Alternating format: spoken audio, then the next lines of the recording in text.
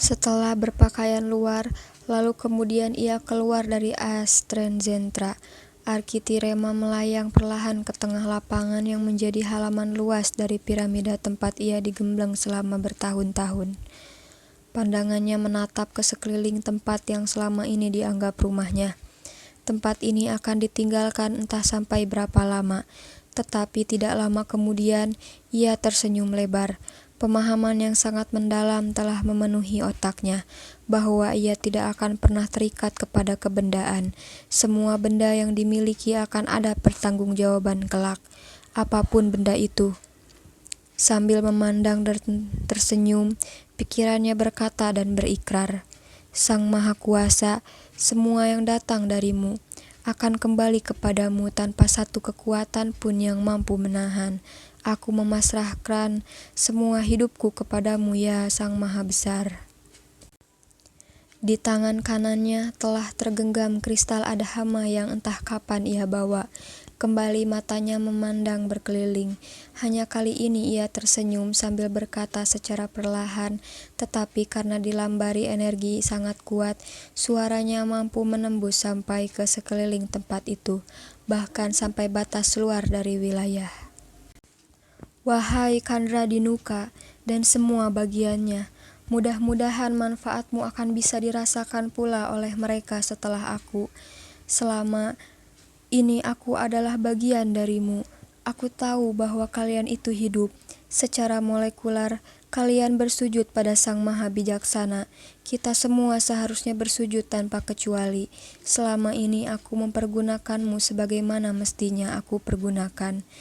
Dan sebagai sesama hamba Sang Maha menghidupkan, aku berterima kasih kepada kalian. Seolah-olah mendengar apa yang dikatakan oleh Arkitirema, pohon-pohon yang mengelilingi tempat tersebut bergemirisik, seperti diterpa angin lembut dan panjang. Senyum di bibir Arkitirema semakin melebar sampai giginya yang kuat dan rapih itu terlihat dengan jelas. Tangan kanan yang dari tadi menggenggam kristal adhama mulai diacungkan ke atas sambil berseru, Gogoma!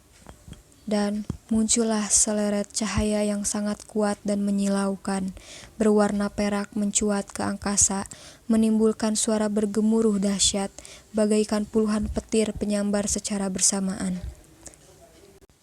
Tidak lama kemudian, di angkasa terlihat sebuah lubang menganga, disertai kilatan-kilatan listrik di tengahnya. Arkitirema memandang lubang itu penuh rasa kagum. Tidak ada pertanyaan di kepalanya. Yang ada adalah apapun yang terjadi, terjadilah, dan akan dihadapinya dengan penuh ketawakalan. Tiba-tiba ia merasa badannya ditarik ke atas dengan kekuatan yang luar biasa. Aliran listrik halus berasal dari lubang di angkasa itu menyelubungi tubuhnya yang kekar. Arkitirema membiarkan hal itu terjadi tanpa perlawanan sama sekali. Tubuhnya meluncur ke atas dengan kecepatan tinggi dan blas! Masuklah dia ke dalam sebuah lorong yang berwarna-warni dan panjang. Sama sekali tidak ada kepanikan di dalam pikirannya. Yang ada adalah kekaguman luar biasa pada ciptaan Sang Maha Kuasa. Tubuh kekarnya meluncur dikendalikan oleh arus lorong penyingkat atau lubang cacing tersebut. Arkitirema tidak mengerahkan atau mengeluarkan energi tubuhnya sedikit pun. Dibiarkan saja gaya tarik itu membawa tanpa dia menilai apapun, sampai akhirnya setelah beberapa menit di dalam lorong tersebut, keluarlah ia bagaikan dilemparkan dengan kekuatan luar biasa di suatu tempat yang dipenuhi dengan bebatuan sangat besar, tetapi berwarna kehijauan. Tubuhnya meluncur cepat ke arah sebuah bongkahan batu sangat besar dengan kepala dahulu. Secara otomatis, ia melakukan salto agar kaki dahulu yang membentur batu. Dikerahkan kekuatan pada kedua kakinya, dan ketika terjadi benturan, terdengarlah ledakan dahsyat. Blar! Dan batu tersebut hancur berkeping-keping, sedangkan tubuh Arkitirema memantul. Lalu dengan beberapa kali salto, dia mendarat dengan ringan di permukaan tanah. Pikirannya berkata, bagaimana kalau bukan dia yang membentur batu itu? Mungkin Tubuhnya sudah hancur berkeping-keping, tetapi ia yakin Adhama mengirimkannya ke Gogoma bukan tanpa kemampuan.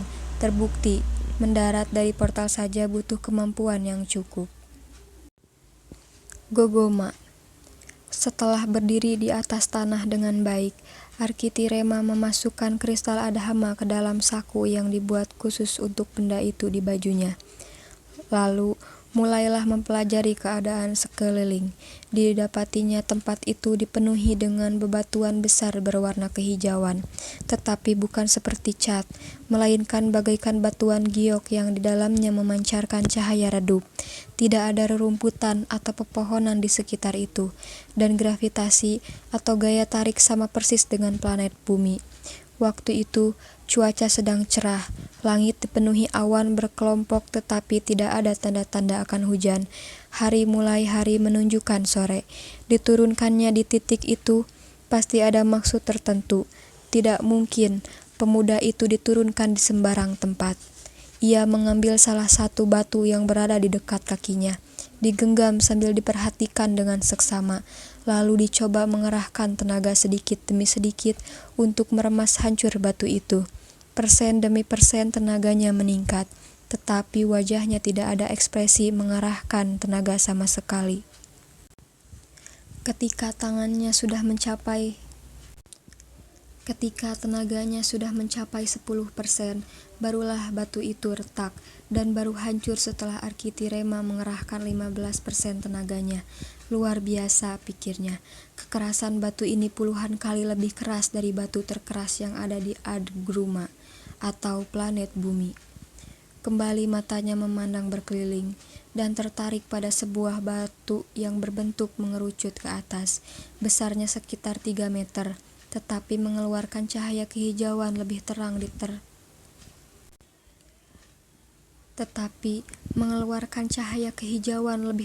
di tengah badan batu tersebut. Ketika ia berjarak sekitar 1 meter dari batu itu, tiba-tiba kristal Adhama berbunyi dan bergetar. Arkitirema segera mengeluarkan kristal tersebut. Setelah dikeluarkan dan digenggam telapak tangan kanannya, mendadak kristal Adhama mengeluarkan cahaya dan muncullah holografik berupa gambar dan tulisan yang ketika diperlihatkan secara seksama, ternyata itu adalah keterangan tentang batu bersinar hijau di hadapan Arkitirema.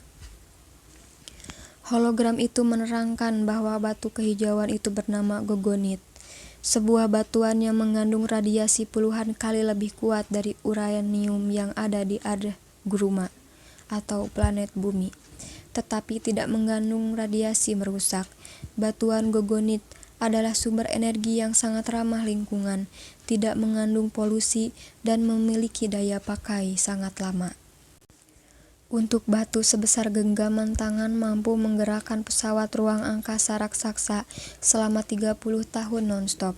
Hologram itu berubah dari gambar batu ke gambar peta lokasi Gogonit, dan ternyata batuan itu tersebar di seluruh planet Gogoma.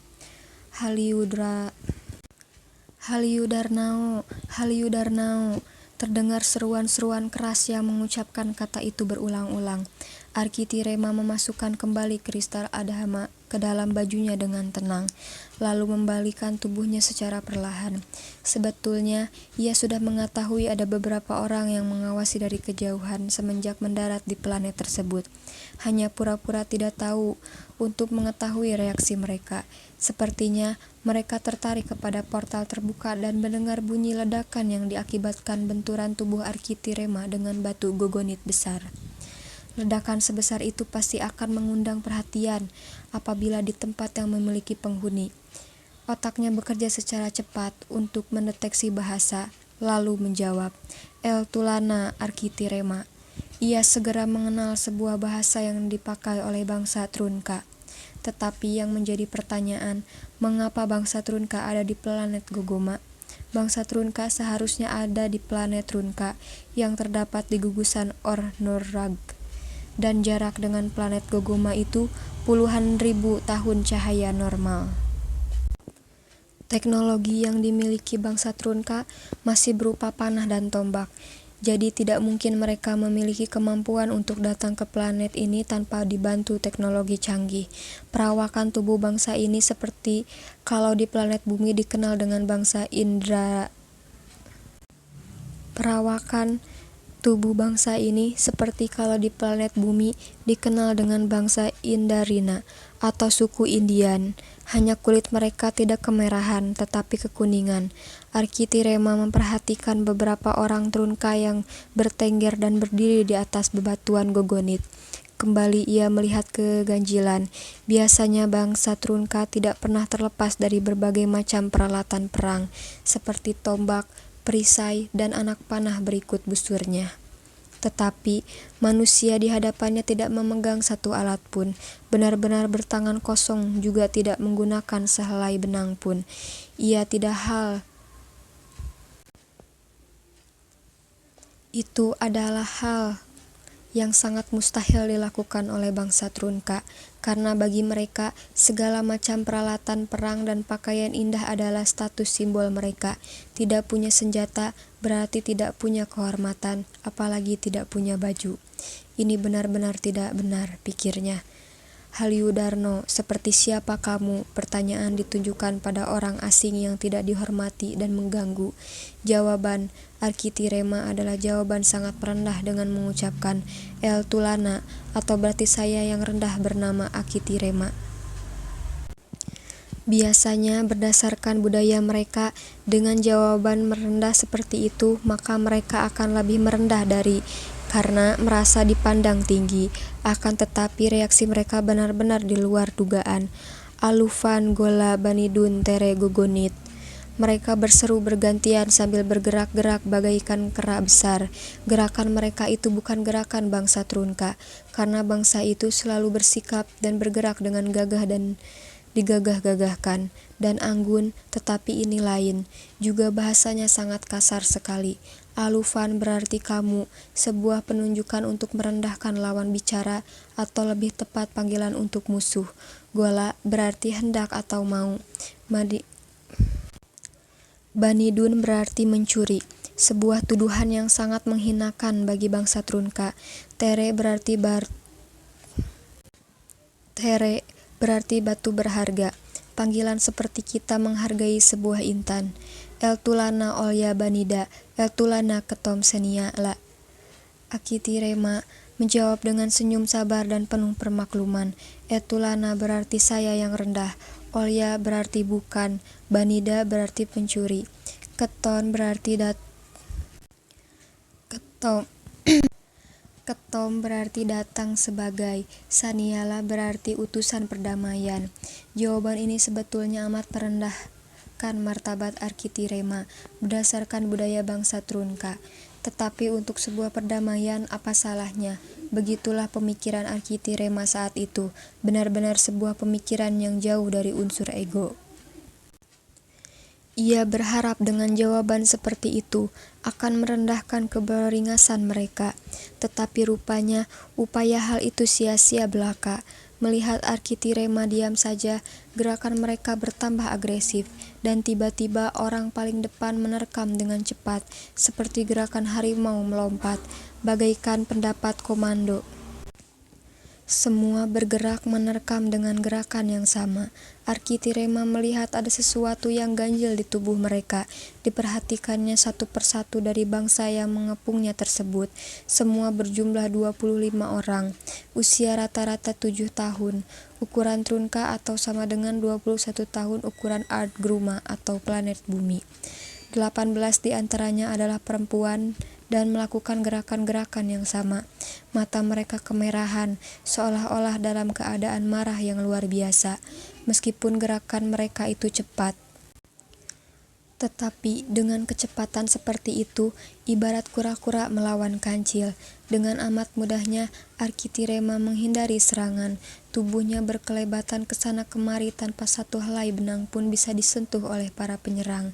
Sambil menghindari, ia tanpa henti mempelajari apa yang terjadi dengan para penyerang tersebut, mengapa mereka bisa begitu beringas, dan mengapa tenaga dan kecepatan mereka di luar batas normal bangsa Trunka. Di matanya, gerakan para penyerang itu seolah-olah di slow motion-kan, sehingga dapat dengan bebas ia bisa memperhatikan mereka secara detail. Mereka semakin marah karena serangan selalu luput dan senyuman tulus Arkitirema dianggap ejekan.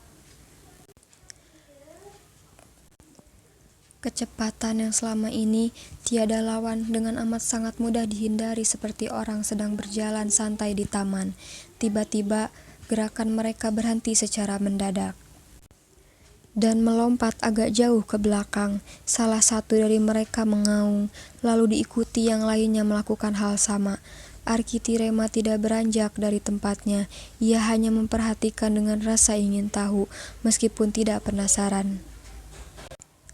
Tubuh mereka perlahan-lahan berubah menjadi membesar dan berbulu, tetapi kepala mereka masih tetap sama dan tidak berubah. Namun lama-kelamaan, kepalanya pun ikut berubah pula menjadi berbentuk anjing buas, dengan muka sangat garang dan menyeramkan. Kuku tangan memanjang beberapa sentimeter, berikut jari-jarinya. Badan, tangan, dan kaki bagaikan berganti dengan yang baru dan dahsyat, sampai akhirnya sampai pada wujud puncaknya, yaitu berbentuk serigala namun besarnya seperti beruang. Penglihatan seperti ini sudah cukup bagi Arkitirema untuk selesai menganalisa.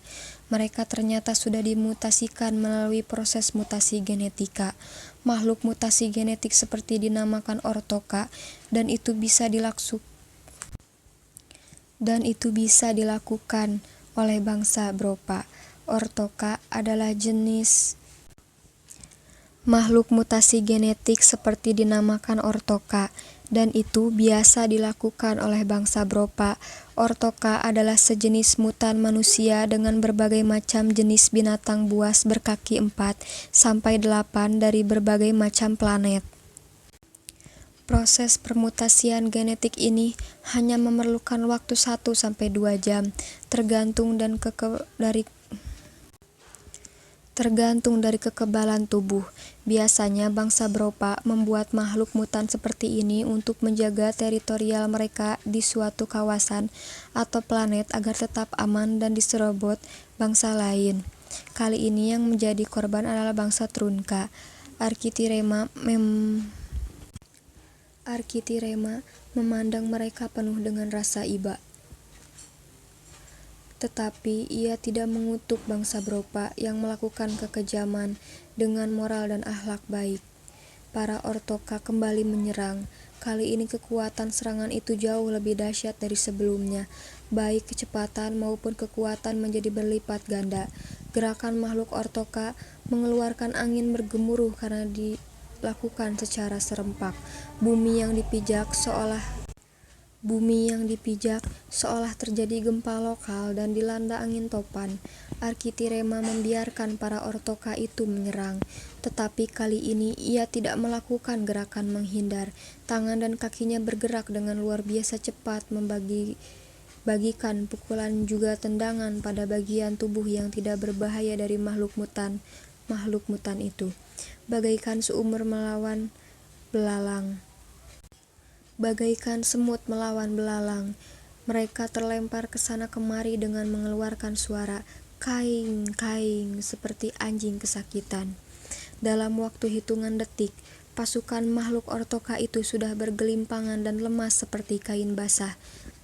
Pengetahuan lengkap tentang Ortoka ini didapatnya di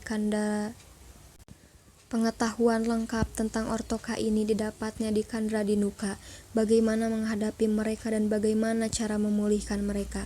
Bangsa Bropa mengimplankan mutator di bagian tubuh tertentu dan biasanya di bagian tubuh yang tidak berbahaya, seperti di bahu, paha, tangan, atau bisa juga di pinggang. Ketika proses mutasi terjadi, maka mutator akan mengeluarkan cahaya kemerahan di tempat alat itu berada. Oleh sebab itu, serangan balasan Arkitirema ditunjukkan pada tempat-tempat di mana alat tersebut diimplankan. Akibatnya, luar biasa. Hanya dengan pengerahan tenaga sebanyak 10%, ia sudah mampu merontokkan sebuah pasukan penyeram. Hanya dengan pengerahan tenaga sebanyak 10%, ia sudah mampu merontokkan sebuah pasukan menyeramkan itu dengan sangat mudah. Dengan rusaknya mutator, maka akan memulihkan sang korban untuk kembali menjadi seperti sedia kala. Tubuh mereka yang bergelimpangan perlahan-lahan berubah kembali normal, tetapi masih tetap belum bisa bangun. Arkitirema membiarkan semua itu dengan penuh kesabaran, karena ia mengetahui secara pasti bahwa proses permutasian itu benar-benar akan menguras tenaga korbannya. Maka, adalah wajar apabila mereka tidak bisa segera bangun. Tempat itu dipenuhi oleh 25 orang bangsa Trunka yang menggeletak tumpang tindih dengan tubuh polos seperti bayi baru dilahirkan. Dengan gerakan cepat, Arkitirema segera memisahkan mereka.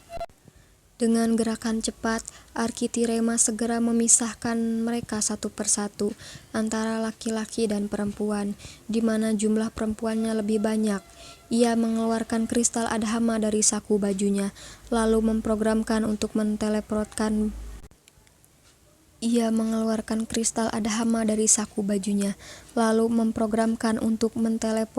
baju bangsa Trunka. Adhama memberikan petunjuk yang lengkap tentang penggunaan kristal tersebut. Kristal Adhama adalah sebuah teknologi serbaguna di mana inti dari teknologi itu adalah teleportasi. Teknologi yang mampu mendatangkan apapun dari tempat manapun secara hitungan detik, asalkan koordinatnya sudah terprogram di memori kristal. Juga teknologi yang mampu membawa ke segala penjuru alam, asal tempat itu sudah ada dalam program. Diangkatnya ke atas kristal ajaib itu, lalu muncullah kilatan-kilatan cahaya yang menerpa secara tepat dan cepat pada satu persatu tubuh mereka. Dalam sekejap, tubuh-tubuh polos itu sudah tertutup pakaian lengkap khas bangsa mereka, yaitu bangsa Trunka. Perlahan-lahan, mereka bangun dengan gerakan yang lemah. Pemuda tampan dan gagah perkasa itu menatap satu persatu wajah yang benar-benar berbeda dari sebelumnya. Apabila ketika awal bertemu dengannya mereka sangat beringas, kali ini tidak ada sama sekali wajah seperti itu.